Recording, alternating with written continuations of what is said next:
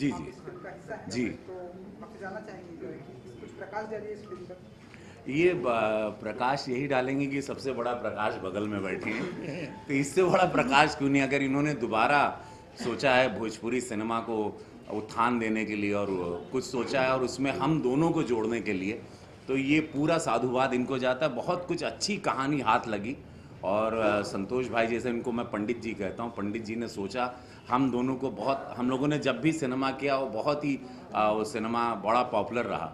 और उसके बाद ये कहानी सुनी और कल कल रात को मैंने कहानी सुनी वन लाइन, बहुत बहुत ही शानदार कहानी। और उसके लिए मधु जी, सुधा जी हैं, सुधा जी को मैं धन्यवाद दूंगा। बहुत वेरी हैप्पी, वेरी एक्साइटेड कि मैं और दिनेश बाबू साथ में we are going to come together. बहुत अच्छा। रवि जी, बात करें इस फिल्म की कहानी की तो सुनने में आ रहा है सौदागर फिल्म से प्रेरित है। आप राजकुमार हैं और ये दिलीप कुमार हैं, ऐसा कुछ? अभी बहुत कुछ है, एक बार बताएं।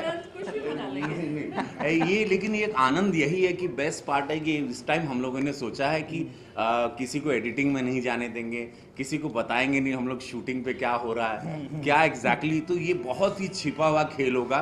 कई सालों के बाद हम दोनों साथ में आ रहे हैं, तो एक बहुत बड़ा एक्साइटमेंट होगा फैंस के लिए, इंडस्ट्री के लिए, दोस्तों के लिए और समस्त हिंदुस्तान के लिए कि दिनेश और रवि साथ आ रहे हैं और संतोष मिश्रा इसको डायरेक्ट कर रहे हैं, मैम इसको प्रोड्यूस कर रही हैं। और ये बहुत बड़ी इंडस्ट्री के लिए एक बहुत ही आज इससे बड़ा खुशी का दिन, रक्षाबंधन के दिन एक सेलिब्रेशन मैं इसको समझता हूँ। It's a very big day.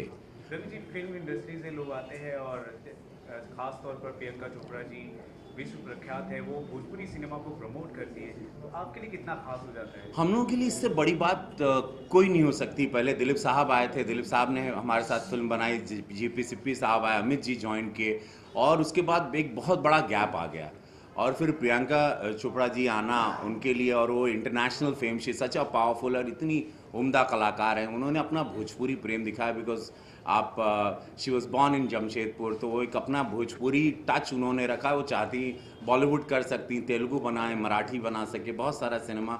हम लोगों पर उनका एक बहुत बड़ा एक फेवर कह सकते हैं, एक बहुत बड़ा एहसान है कि इस इंडस्ट्री को लाइमलाइट में रखें, जिसको एक बहुत ही छोटी इंडस्ट्री बहुत ओछी नज़र से देखा जाता है। तो मैम आपके आने से, let me tell you very honestly, it's been watched by everybody, it's been talked by everybody. और थैंक यू आपको, जितना आपको हम धन्यवाद दें, thank you so much. And I must say thank you Sudha ji also, she is my didi and she always wanted कि हम और दिनेश बाबू साथ आए। And Pandit ji, thank you, आपको भी धन्यवाद। रवि जी, आपने अमित जी की बात की, तो आपको नहीं लगता कि अमित जी एक रिप्रेजेंटेशन है उत्तर प्रदेश के, तो उनको अभी भी इन्वॉल्व होना चाहिए भोजपुरी सिनेमा में? ऑफकोर्स यस, अमित जी अगर उनके पास कोई बढ़िया कहानी चले जाएं और वो इतने बहुत बिजी रहते हैं, वो ज़रूर करेंगे। और व्हाई नॉट, वो ही इज़ ऑलवेज रेडी। जहाँ भी यूपी की बात आए, भोजपुरी की बात आए, जहाँ पे भी इस भाषा की बात आए, इवन अभिषेक बाबू, हम लोग रावण फिल्म करते थे जब साथ में, तो अक्सर वो भोजपुरी के बहुत सारे शब्दों का इस्तेमाल करते हैं। They are very proud Bhojpuri people. इन लोगों को बड़ा गर्व है कि ये लोग उस माटी से बिलोंग करते हैं और ये बहुत ही फ़ख्र की बात है कि हम लोग उस माटी से बिलोंग करते हैं और उसको बोलने में या उसमें उससे जुड़ने में हम लोगों को ज़रा भी शर्म नहीं। अभी सोचिए Priyanka ma'am, she is house hold name. New York में आप जाएँ, अमेरिका में जाएँ, यूरोप में जाएँ, एवरीवेयर इन अमेरिका जाएँ, हर बेडरूम में, हर घर में वाइट लोगों के बीच में उनकी चर्चा होती है और वो एक भोजपुरी फिल्म बना रहे हैं। कितना बड़ा कॉम्बिनेशन है। So it's a fantastic thing, मतलब इससे अमेजिंग कुछ नहीं हो सकता। It's a great day and मैं ये पूरी टीम को साधुवाद देता हूँ कि ये इतना अच्छा मौका मिला। और थैंक यू मैम कि इंडस्ट्री को आप एक बहुत बड़ा बूस्टअप दे रही हैं। भोजपुरी के साथ शर्म शब्द यूज ही नहीं करना चाहिए एक सेंटेंस में, हम माइंड ना करें। No but they are people, they think. अच्छा रवि जी एंड दिनेश जी, आप लोगों से जानना चाहेंगे कि हॉलीवुड की फिल्में आप लोग कितने देखते हैं और बे वॉच को लेकर आप लोग कितने एक्साइटेड हैं? बहुत ज़्यादा एक्साइटेड है। मैं तो बे वॉच का फेवरेट रहा बिकॉज बहुत हॉट बॉडीज़ देखने को मिलती थी, सबकी 6 पैक 8 पैक्स वो टाइम पे। और यू नो बहुत ही जो नेचुरल है, बहुत कमाल की कहानियाँ होती थी और हमेशा वो बीच से जुड़ी हुई। तो बहुत एक्साइटेड है वो पूरा कंट्री। और अभी ज़्यादा बिकॉज प्रियंका मैम है, तो आप सब लोग और ज़्यादा उसका इंतज़ार कर रहे हैं कि she is coming in negative shades and वो बहुत ज़्यादा एक्साइटमेंट है कि कितना बढ़िया परफॉर्म करेंगी। दिनेश जी, देखिए, इसके पहले तो मैंने नहीं देखा था, पर निश्चित रूप से हम लोग जो हैं वो प्रियंका मैम के बहुत बड़े फ़ैन हैं। तो अब तो हमें देखना ही है, और उनकी कोई फिल्म हम नहीं छोड़ते, सारी फिल्में देखते हैं। तो बे वॉच के लिए भी हम लोग एकदम से बेसब्री से इंतज़ार है कि उसे हम देखेंगे। दिनेश जी, एक आपकी फिल्म अभी रिलीज हुई राम लखन, जी जो दर्शकों ने बहुत सराहा और एक अलग हटकी फिल्म थी, पारिवारिक फिल्म थी जी। जिसको दर्शकों ने सर्टिफिकेट दिया आपको कि आप अच्छी फिल्म भी बना सकते हैं। जी। तो क्या ये सिलसिला आगे भी जारी रहेगा? जी बिल्कुल जारी रहेगा। और क्या कहना चाहेंगे उन दर्शकों को जिन्होंने इतना आशीर्वाद दिया? मैं बहुत बहुत धन्यवाद देना चाहता हूं उनको, और एक नायक होने के नाते मैंने ये अपना जो प्रोडक्शन हाउस शुरू किया था वो इसीलिए किया था कि मैं किसी और को दोष नहीं देना चाहता था कि भोजपुरी में जो फिल्में बननी चाहिए वो नहीं बन रही हैं, कोई नहीं बना रहा है। कोई नहीं बना रहा है तो कोई बात नहीं, हम बनाएंगे, और यही सोच के हमने शुरुआत किया था।